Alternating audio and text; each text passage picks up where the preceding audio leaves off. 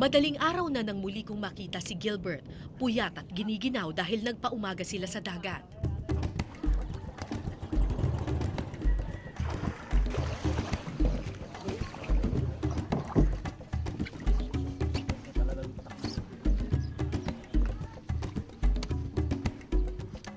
Amin niyo rin po sa ano. Uy, ayan na yung malaki, oh.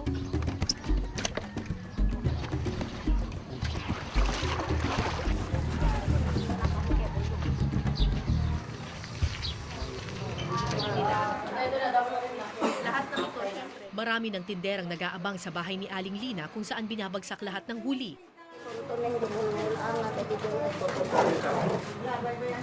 Ano naman po ito? Yan ang rat po, ma'am, ang rat. Si Aling Lina ang middleman at bumibili ng lahat ng nahuling isda at banaga ng mga maninisid. Ibebenta naman niya ito sa mas mataas na presyo sa mga tindera ng palengke.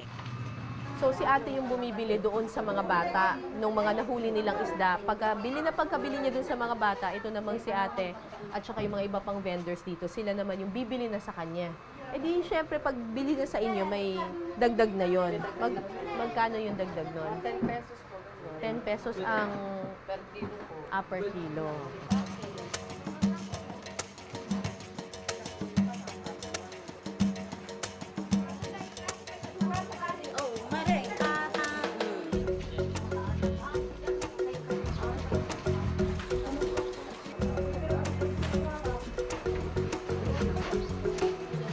Opo, ito lang po yung ngayon.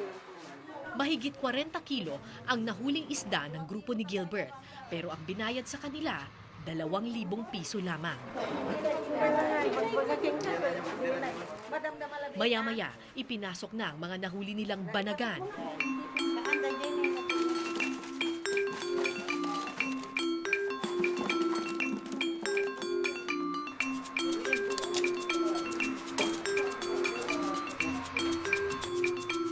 ₱550 ang presyo ng kada kilo ng banagan, mahigit 4 na kilo ang nahuli ni Gilbert, kaya umasa ang lahat na malaki-laki ang kanilang kikitain.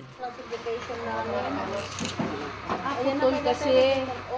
Pero nang inspeksyonin ng buyer ang mga banagan, Meron pong reject. Oo ma'am, tulad nito, patay na putol. Mga ganito pong classification namin. Lahat yan reject? Hindi. Hindi ma'am, yung kanina, maganda. Ito pa rin ang classification namin ma'am dahil walang paa. Walang paa. Kaya reject na yan. Oo ma'am, ito ang 150, yung iba dyan, yun ang 550 per kilo. So kapag reject na, magkano na lang binibili yun? 150 ma'am. Pero yung mahigpit na iniinspeksyon ng bawat isa, binibilang pati galamay, at kapag may kulang na isang paa, reject na kaagad ito. Kumita ang mga bata ng 4,000 piso para sa lahat ng isda at banaga na kanilang nahuli. Pero ng oras na ng bayaran, So magkano po lahat ng kinita nila? Ay, ito, 4,179. yung gross po nila yun. Kaso lang, meron Nileless silang natin yung konsumo po nilang nagastos nila sa yung gasolina, tsaka mga pagkain, yelo, 1,631. 31 po. Magkano take home nila? Ito pa po ma'am, 2,548 po yung natira. Hahatiin pa po uli yun ma'am.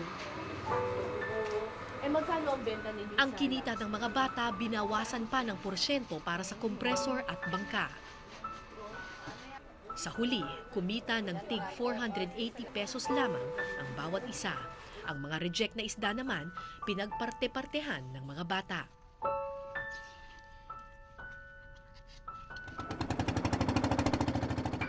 Pagkatapos ng magdamagang trabaho, sa wakas, makakapagpahinga na rin ang batang si Gilbert at makakapag-almusal na rin ang kanyang mga kapatid.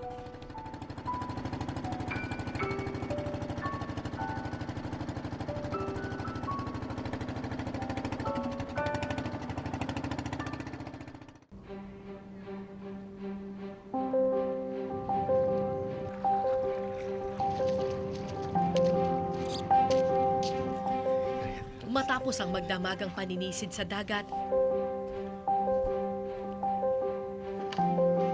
may almusal na sina Gilbert at kanyang mga kapatid.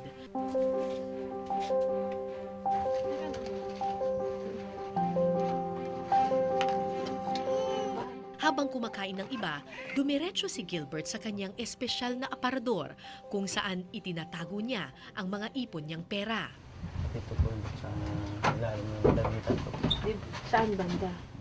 3,000 piso na ang naiipon ni Gilbert para sa kanyang pag-aaral. Pero nang buksan niya ang aparador, Magkano yon? Di ba 3,000 yung naipon mo? Opo ma'am, pero nahiram po ni kuya Ba't ko yung... 700 na lang? Nahiram po ni kuya ko yung iba. Pinambili ko ng pintura ng bangka nila tapos epoxy po. ang 3,000 piso na susi sana sa kanyang mga pangarap, nabawasan na naman para sa kanyang mga kapatid. Parang natanggap ko naman na parang hindi ko na maaabot yung pangarap ko. Pero bakit ikaw ang magtatrabaho at magsasakripisyo at hindi sila? Kasi naahaw ko kasi ako sa kanila. Hindi ka naaawa sa sarili mo. Hindi po.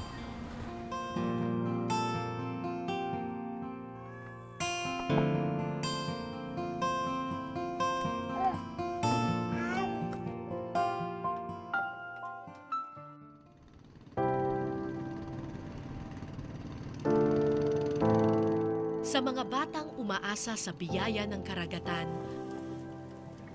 walang malalim na di sisisirin. Walang takot na di haharapin.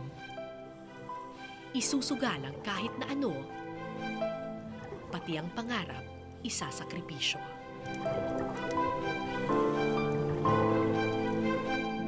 Ako po si Cara David at ito po ang Eyewitness.